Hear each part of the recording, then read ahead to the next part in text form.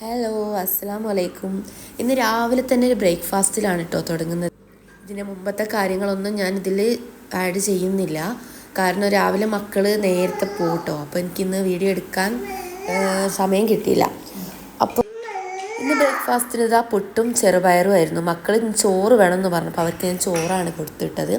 അവർ 7:40 ആകുമ്പോൾ വീട്ടിൽ നിന്ന് പോകട്ടോ. അവരെ സ്കൂൾ 8 മണിക്ക് സ്റ്റാർട്ട് ചെയ്തിട്ട് ഉച്ചയ്ക്ക് 2 മണിക്ക് സ്കൂൾ വിടുന്ന ഒരു സിസ്റ്റമാണ് കേട്ടോ അവിടെ. അപ്പോൾ അവർ 2:20 ആകുമ്പോൾ അവർ വീട്ടിലെത്തും. അപ്പോഴേക്കും എൻ്റെ പണികളൊക്കെ കഴിഞ്ഞ് ഞാൻ ഫ്രീ ആവാറാണ് സാധാരണ. അപ്പോൾ ഇന്നിതാ ഞാൻ ബ്രേക്ക്ഫാസ്റ്റൊക്കെ കഴിഞ്ഞ് നേരെ റൂമും കാര്യങ്ങളൊക്കെ ഒന്ന് ക്ലീൻ ചെയ്യാമെന്ന് വിചാരിച്ചു. നമ്മൾ രാവിലെ തന്നെ നമ്മൾ ചായ കുടിയൊക്കെ കഴിഞ്ഞിട്ട് നമ്മൾ ലിവിങ് മുതൽ ഇങ്ങോട്ട് റൂമുകളൊക്കെ സെറ്റ് ചെയ്ത് കഴിഞ്ഞാൽ നമുക്കതൊരു ഫ്രഷ്നെസ് ഫീൽ ചെയ്യും കേട്ടോ. അതൊരു മോട്ടിവേഷനാണ്. കാരണം നമുക്ക് ബാക്കി കാര്യങ്ങൾ ചെയ്യാനുള്ളൊരു മോട്ടിവേഷനാണ്. നേരെ തിരിച്ച് നമ്മൾ ഈ റൂമൊക്കെ അങ്ങനെ അലങ്കോലമായിട്ട് തന്നെ ഉച്ചവരെ ഇട്ട് കഴിഞ്ഞാൽ നമുക്ക് പിന്നെ ഉള്ളോട്ടൊക്കെ ഇങ്ങനെ വന്നുകൊണ്ടിരിക്കുമ്പോൾ നമുക്ക് ദേഷ്യം വരും. നമുക്കൊരു മൂഡ് ഉണ്ടാവില്ല ബാക്കി കാര്യങ്ങൾ ചെയ്യാൻ വേണ്ടിയിട്ട്. എനിക്കിതാ സൗണ്ടിന് ചെറിയ പ്രശ്നമുണ്ട് കേട്ടോ, ത്രോട്ട് ഇൻഫെക്ഷൻ ഉണ്ട്. അതുകൊണ്ടാണ് സൗണ്ട് ചെറിയ മാറ്റം വന്നത്. അപ്പോൾ ഇതാ എനിക്ക് 4 മക്കളാണ് കേട്ടോ. അപ്പോൾ ഇതാ ചെറിയ ആളാണിത്, 3 ആൾ സ്കൂളിൽ പോയി. ഇനി ചെറിയ ആളെ ആയിട്ടാണ് കാര്യങ്ങളൊക്കെ ചെയ്യുക. ആൾ കുറച്ചൊരു നോട്ടിയാണ്.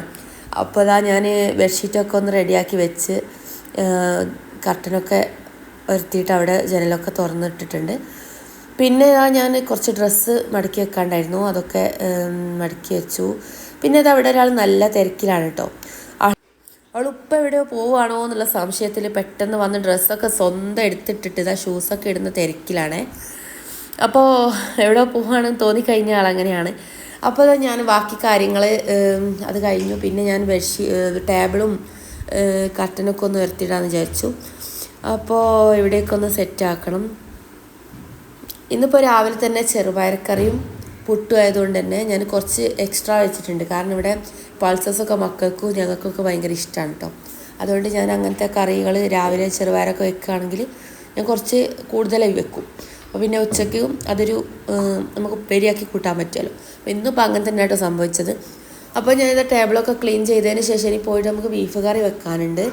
ചോറ് രാവിലെ മക്കൾക്ക് ചോറ് വേണമെന്ന് പറഞ്ഞുകൊണ്ട് ഞാൻ ചോറ് വെച്ച് കഴിഞ്ഞതാണ്.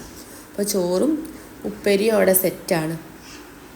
അപ്പോൾ ഇതാ ഞാൻ ക്ലീനിങ്ങൊക്കെ ചെയ്തുകൊണ്ട് നിൽക്കുകയാണ്. ഇത് കഴിഞ്ഞിട്ട് വേണം കിച്ചണിലേക്ക് പോകാൻ വേണ്ടിയിട്ട്.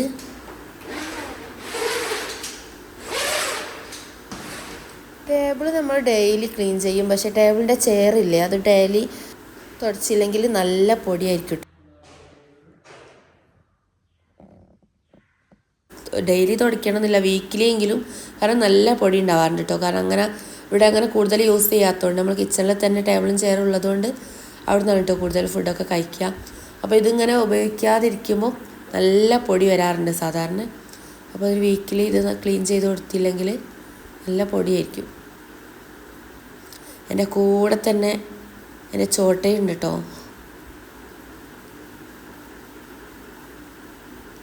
ഞാൻ ക്ലീൻ ചെയ്യും, ഓളത് വൃത്തികേടാക്കും. അതാണ് സാധാരണ സംഭവിക്കൽ.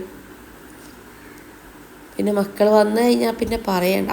പിന്നെ ഈ ചെയ്തതൊന്നും എവിടെ ഉണ്ടാവില്ല, ഇതിൻ്റെ ഡബിളായിട്ട് വീട്ടിൽ നിറഞ്ഞു കിടക്കും. ഇന്ന് ഞാൻ മേലെ പോയിട്ട് ക്ലീൻ ചെയ്യണം എന്നൊക്കെ വിചാരിച്ചിരുന്നു. ഇപ്പോൾ കുറച്ചായിട്ടുണ്ട് മേലെ പോയിട്ട്. അപ്പോൾ ഇന്ന് പോകണമെന്ന് വിചാരിച്ചാണ്, പക്ഷെ എനിക്ക് പോകാൻ ടൈം കിട്ടിയില്ല. അപ്പോൾ ഞാനിതാ സ്റ്റെയർ കേസിൽ അവിടെ വരെ എത്തി. അവിടുന്ന് പിന്നെ ബാക്കി കാര്യങ്ങൾ നാളേക്ക് നീട്ടി വെക്കാമെന്ന് വിചാരിച്ചു.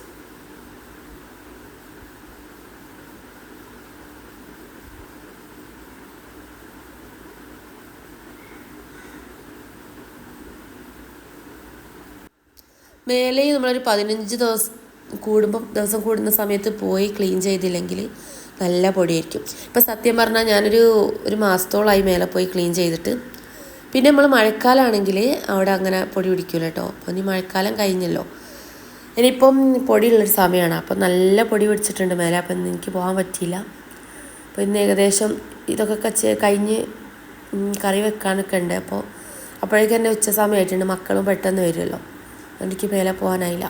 പിന്നെ ഇതപ്പോൾ ഞാൻ ഇതൊക്കെ കഴിഞ്ഞ് കുളിച്ച് ഫ്രഷായിട്ട് കറി വെക്കാനായിട്ട് കിച്ചണിലേക്ക് വന്നതാണ് കേട്ടോ. അപ്പോൾ ഞാൻ പറഞ്ഞല്ലോ ബീഫ് കറിയാണ്. അപ്പോൾ ചോറും ഉപ്പേരിയും ഓൾറെഡി സെറ്റാണ്. ഇതിൻ്റെ കൂടെ ഇനി ബീഫ് കറി വെക്കണം.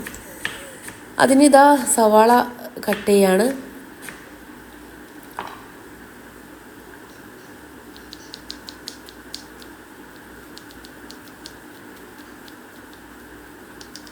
ചില ദിവസം രാവിലെ ബാക്കി പണികളൊക്കെ കഴിഞ്ഞ് കുളിച്ചിട്ട് കിച്ചണിലേക്ക് വരും.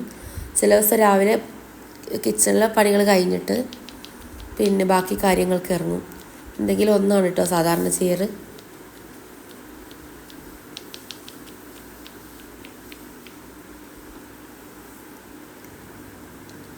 അപ്പോൾ ഇത് ഞാൻ കുക്കർ സ്റ്റൗവിലേക്ക് വെച്ചിട്ടുണ്ട്. ഇനി ഇതിലേക്ക് കുറച്ച് ഉലുവ ഇടണം. അപ്പോൾ ഇതാ കുറച്ച് ഉലുവ ഇട്ടു.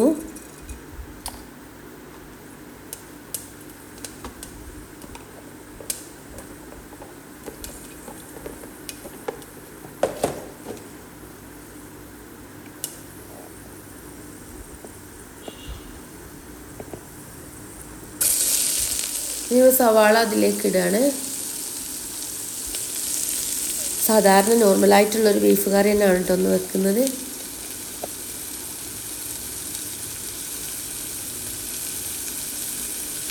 ഈ ത്രോട്ട് വല്ലാതെ ഡ്രൈ ആവുന്നുണ്ട്. കാരണം പറഞ്ഞല്ലോ ചെറിയൊരു ഇൻഫെക്ഷൻ ഉണ്ട്, അതാണ്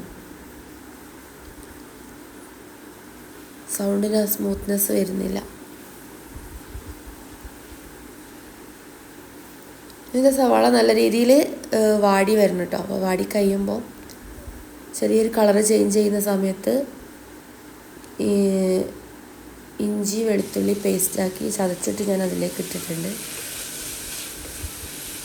നല്ല അതിൻ്റെ പച്ചമണം മാറിയതിന് ശേഷമാണ് നമ്മളതിലേക്ക് തക്കാളിയും പച്ചമുളകും ആഡ് ചെയ്യുന്നത്. ചെറിയ 2 തക്കാളിയാണ് ഇട്ടിട്ടത്. അതുതന്നെ സവാള 2 വലിയ സവാള, 2 സവാള മീഡിയം സൈസ് സവാളയാണ്. അതിലേക്ക് ചെറിയ 2 തക്കാളിയും പച്ചമുളകും പിന്നെ ഇഞ്ചി വെളുത്തുള്ളി. ഇനി ഇതിലേക്ക് അതൊന്ന് പച്ചമണം മാറിയതിന് ശേഷം കുറച്ച് മഞ്ഞൾപ്പൊടി, പിന്നെ മുളക് പൊടി ഞാൻ അങ്ങനെ ഇടാറില്ല, പിന്നെ നല്ല എരിവുള്ള മുളക് പൊടിയാണ് കേട്ടോ. പിന്നെ ഇതാ മല്ലിപ്പൊടി കുറച്ച് അധികം ഇടുന്നുണ്ട്. ഇത് റോസ്റ്റ് ചെയ്തിട്ടുള്ള മല്ലി പൊടിച്ചതാണ് കേട്ടോ. അതാണ് ഇതിന് ഭയങ്കര ബ്രൗൺ കളറായിരിക്കും. ഇതിട്ടിട്ട് നമ്മൾ ബീഫ് കറിയും ചിക്കൻ കറിയൊക്കെ വെച്ച് കഴിഞ്ഞാൽ നമ്മൾ വറുത്തരച്ച കറിൻ്റെ ഒരു കാണാനും ചെറിയൊരു ടേസ്റ്റും തോന്നും കേട്ടോ. ഇത് നല്ല രീതിയിൽ ചുവക്കെ റോസ്റ്റ് ചെയ്യാന്ന് പറയും, അങ്ങനെയാണ്. ചുവക്കെ വറുത്തിട്ട്, അതായത് ഒരു കളറ് മാറി റെഡ് കളറാകുന്നവരെ വറുത്തിട്ടുള്ള മല്ലി പൊടിച്ചതാണിത്. ഇത് എൻ്റെ ഉമ്മ വറുത്ത് പൊടിച്ച് തരുന്നതാണ്. ഇവിടെ ഈ നാട്ടിൽക്കൊക്കെ വേറെ ഒരു യെല്ലോയിഷ് ആയിട്ടുള്ളൊരു കളറാണ്. അങ്ങനെ റോസ്റ്റ് ചെയ്തിട്ടല്ലാന്ന് തോന്നുന്നു മല്ലി പൊടിക്കാറുള്ളത്. ഇനിയിപ്പോൾ ആ ബീഫിൽ ഞാൻ മസാലകളൊക്കെ ആഡ് ചെയ്തു. ബീഫ് അതിലേക്ക് ഇട്ടിട്ടുണ്ട്. നല്ലോണം ഒന്ന് ഇളക്കി കൊടുക്കുക.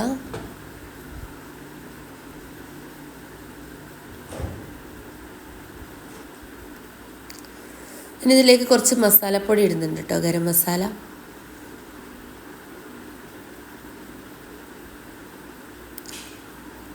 പിന്നെ ഒഴിവാക്കാൻ പറ്റാത്തൊരു സംഭവമാണ് ബീഫ് കറിയിൽ കുരുമുളക് പൊടി.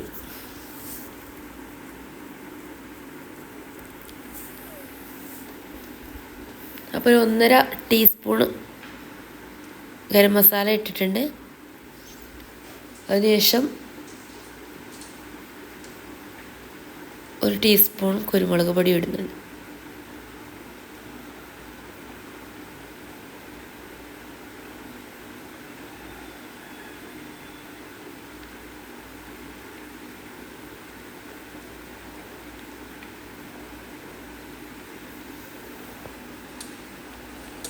ഇനി ഒന്നും കൂടെ നന്നായി മിക്സ് ചെയ്ത് കൊടുക്കുക.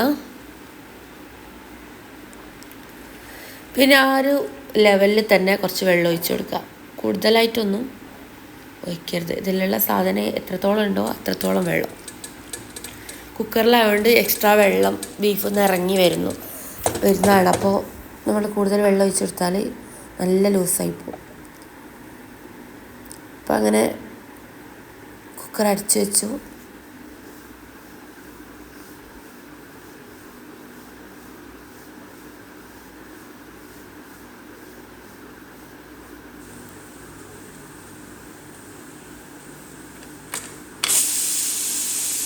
ചിലപ്പോൾ എൻ്റെ കുക്കറിന് ചെറിയൊരു അസുഖമുണ്ട് കേട്ടോ, തട്ടിക്കൊടുത്താലേ വിസിൽ വരുള്ളൂ. അപ്പോൾ അത് മെല്ലെ തട്ടിക്കൊടുത്തു കൈ. ഇത് ഞാനൊരു കടായി സ്റ്റൗവിലേക്ക് വെച്ചിട്ടുണ്ട്. ഇനി അതിലേക്ക് ബീഫ് കറി ഏകദേശം സെറ്റായി. അപ്പോൾ നമുക്കത് വറവിടണമല്ലോ. അപ്പോൾ അതിലേക്ക് കുറച്ച് ചെറിയുള്ളിയും കറിവേപ്പിലയും ഇട്ടിട്ടാണ് കേട്ടോ വറവിടുന്നത്. ഇത് ബീഫ് കറിക്ക് ഇമ്പോർട്ടൻ്റ് ആയിട്ടുള്ളൊരു സംഭവമാണല്ലോ, ചെറിയുള്ളിയും കറിവേപ്പിലയും. അതിടുമ്പോഴാണ് ബീഫ് കറീൻ്റെ ടേസ്റ്റ് വരുന്നത്.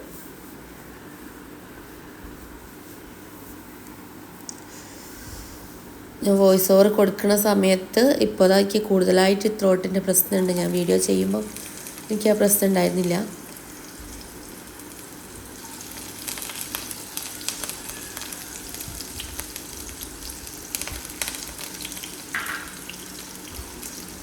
ഇപ്പോൾ സമയം 2 മണി ആയിട്ടുണ്ട് കേട്ടോ. മക്കൾ വരാനായിട്ടുണ്ട്. 2:15 ആകുന്ന സമയത്ത് അവർ വരും. 2:15 ആവും. അവർ വരുമ്പോഴേക്ക് പണി കഴിഞ്ഞില്ലെങ്കിൽ എനിക്ക് എന്തോ വലിയ പണിയായിട്ട് തോന്നും.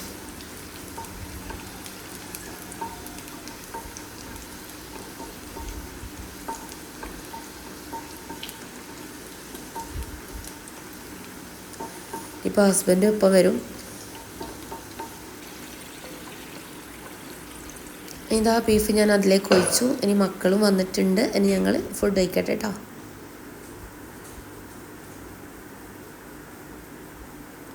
ബൈ.